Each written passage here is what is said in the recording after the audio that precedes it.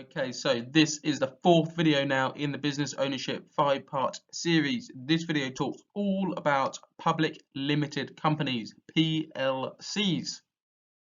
What is a public limited company, PLC? A public limited company is abbreviated as a PLC. That simply stands for public, i.e. P, limited, L, and company, C. Again, this is quite easy to forget.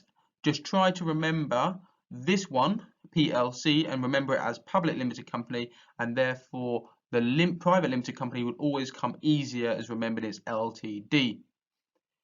It is owned by shareholders who purchase or are given shares publicly. The real key part here and the difference between a private limited company is the fact that shares within these businesses are sold publicly and they are sold to the public. They are not sold privately within friends and family units like private limited companies.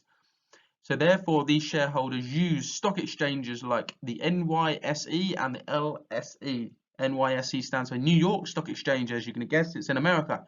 And LSE stands for London Stock Exchange. Again, you could guess that it's in the UK. Simply, you go on, there's an exchange with all the companies on there, and you use brokers to be able to buy and sell shares to other members of the public. It could also include financial institutions as well. In order for a public limited company to become a public limited company, it must issue a share capital in excess of £50,000. In other words, there must be shares with a value that leads up to £50,000. So you could have 10 shares, and each of these 10 shares could be worth £5,000. Again, that's very unrealistic at the start of an initial public offering. However, it is possible, and therefore it needs to be up to at least £50,000 in order to be allowed to become a public limited company. Lastly, there must be at least 2 shareholders or directors. This is slightly different from private limited companies that only require at least 1 shareholder and director. Because public limited companies are dealing with the public, they need to have more controls in place, and therefore needs to have at least 2 shareholders and directors.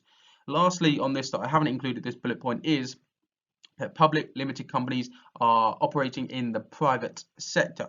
Do not confuse a public limited company operating in the public sector. Yes, they have the word public in their name, but remember, public limited company, it's all about selling shares to the public to help those members of the public, i.e. shareholders, get a percentage, i.e. dividend of the profit. Companies that are operating as public limited companies, PLCs, include Apple. They are in New York and they're operating on the NASDAQ. You've got Tesco and BP in the UK.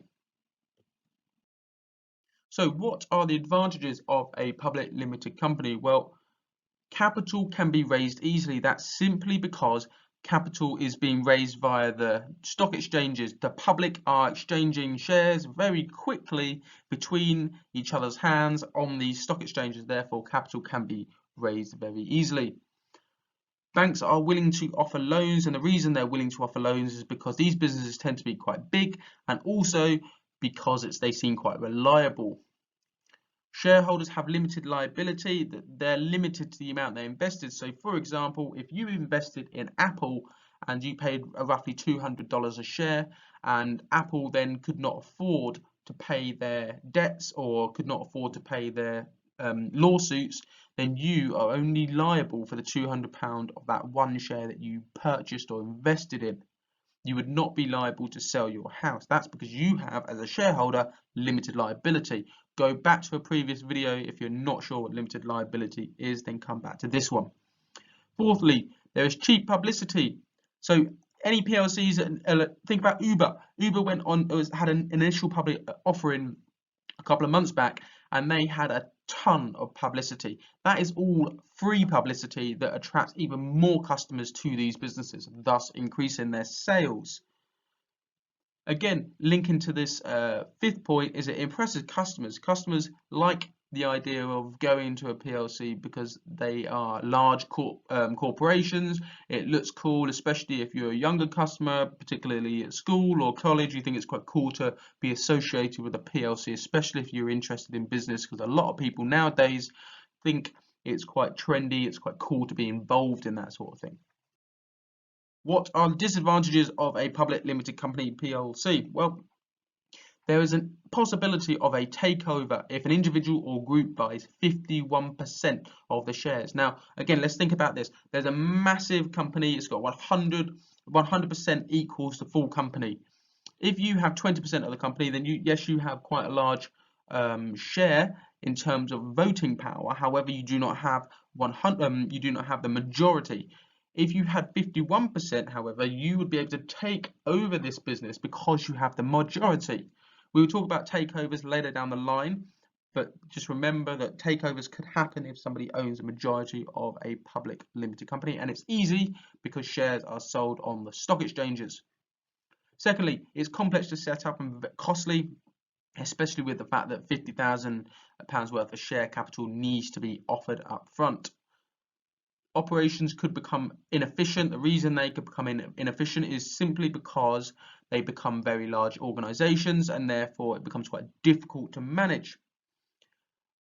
Fourthly, financial accounts must be published every year. That would include, particularly in the UK, the cash flow statement, the balance sheet, and the profit and loss. Obviously, investors and shareholders will wanting to be looking at these, but not just those stakeholders. Also, competitors will be looking at this information to try and get an upper hand. In other words, a competitive advantage over a PLC, perhaps a PLC as well. And so therefore it's two disadvantages together. Shareholders may expect a dividend. This isn't always the case, but if they do expect a dividend, then the PLC needs to pay them based on a percentage of the profit, a little tiny piece to that shareholder based on the percentage of their share ownership. And finally, shareholders have very little say, particularly if they have a very small percentage of ownership. Lastly, check your knowledge. What is the abbreviation of a public limited company? How do shareholders purchase shares? What is the minimum share capital required to set up a PLC? And what are two advantages? If you can't answer these questions comfortably, I advise you to go back on this video again and then come back to these questions and attempt to answer them